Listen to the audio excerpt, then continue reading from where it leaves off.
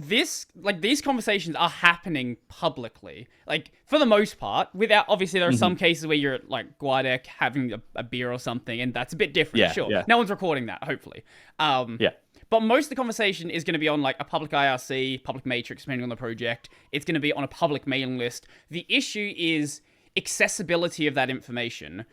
It's really, really difficult to go through 6 months of mailing lists yeah. to work out like a good example that I often like to talk about. I obviously being like I like to talk about Wayland a lot. Like there's a lot of decisions that happen in that project where there is like a 300 comment thread going over like all of these different stakeholders that have different reasons for wanting to do something, not wanting to do something. And what users often see, maybe they'll see a Phoronix article and it'll be like one little excerpt, but you don't see all of that prior context. You don't get the context. Exactly, yes. And I feel like a lot of projects are really bad at communicating why something is being done. Yeah. They're very good at communicating what's being done, but the why is really difficult.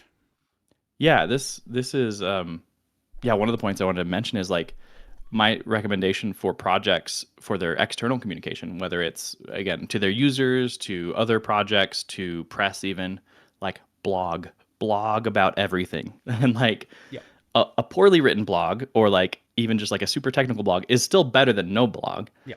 And yes, if you can have somebody who's good with words or whatever write your blog posts, but like blogging gives you this, like, it lets you summarize all those big conversations. Like you don't have to say, oh, just link to the pull request where there's 500 comments. You can say, okay, here's a thing that happened. Here are the arguments for and against or whatever. Here's why it ended up how it is. And that just like gives you a canonical place to link people to kind of to say, here's the stance, here's the thing. Like that's something I was really proud of, that we did a lot with elementary, is like we did these monthly blog posts because we actually got feedback from the community that was like, people, especially when we're like really heads down working on a new release, they'd be like, oh, elementary is not very active, they don't do anything. And it's like, no, we're just like, we're working our butts off, but we're working. Like it's hard just to like talk about it out loud. So we made a point to do these monthly blog posts, and I think that helps a lot.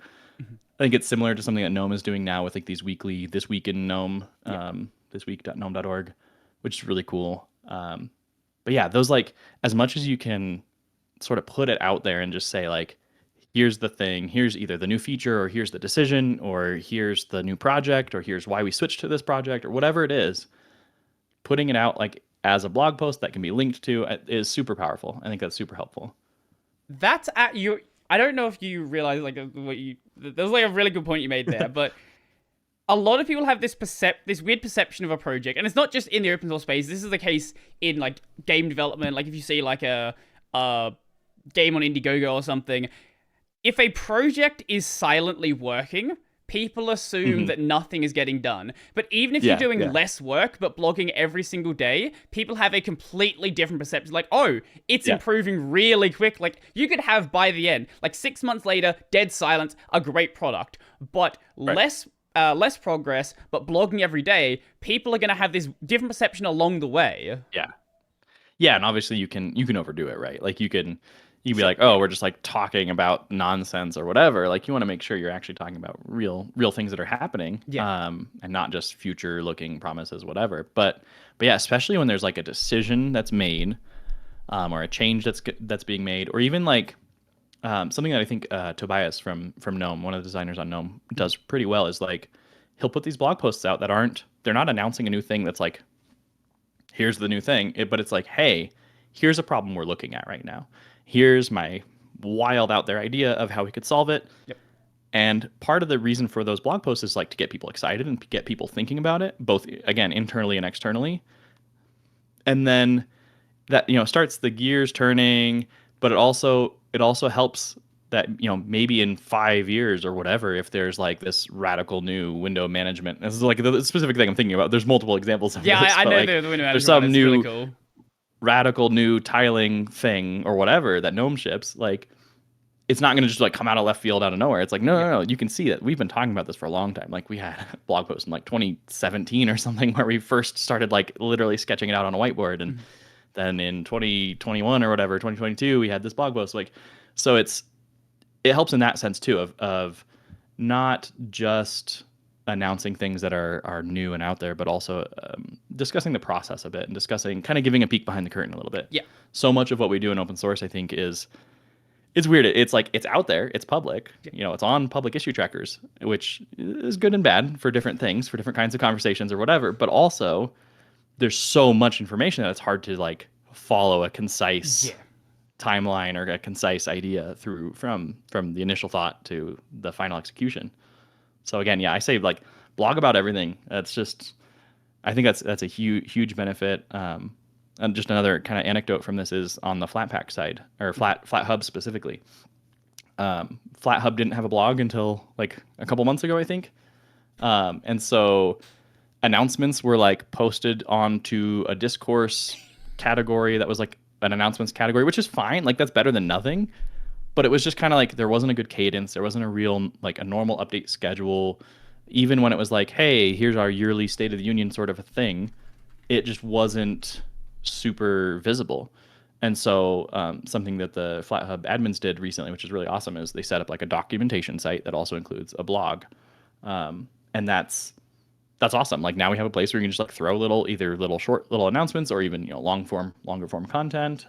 When we announced we were going to be at FOSDEM, we put it on the blog. Like that helps so much. Like not having that meant that people just didn't have any visibility into what FlatHub was doing. Now that it's there, it gives us a place to put that information to say, here's what we're working on. Here's the challenges we're seeing. Here's what's coming next.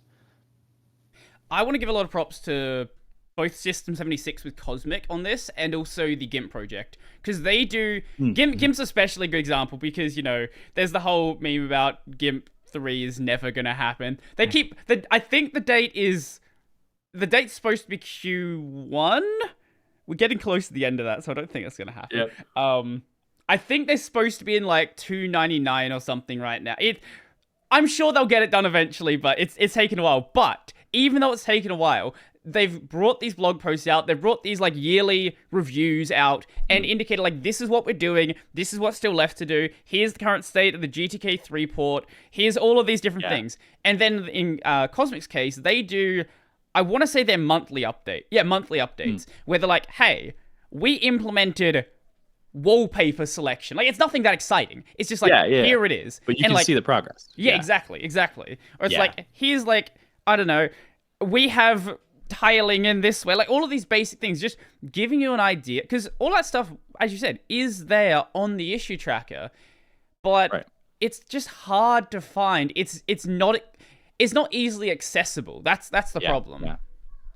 Yeah. Making your projects information easily accessible is hugely important. I mean, that's both information about what you're working on, or if you make a new release, like having a good write-up of all of the new features in a way that's written that like somebody can easily digest. And it's funny with both Elementary and GNOME and other projects I've worked on and contributed to, like one of the things you do with release notes or like a release blog is you kind of look at like everything that's in the release, and it's just like, it's a grab bag, right? Like there's so much, especially with something as huge as GNOME. Like there's so many people working on so many different pieces.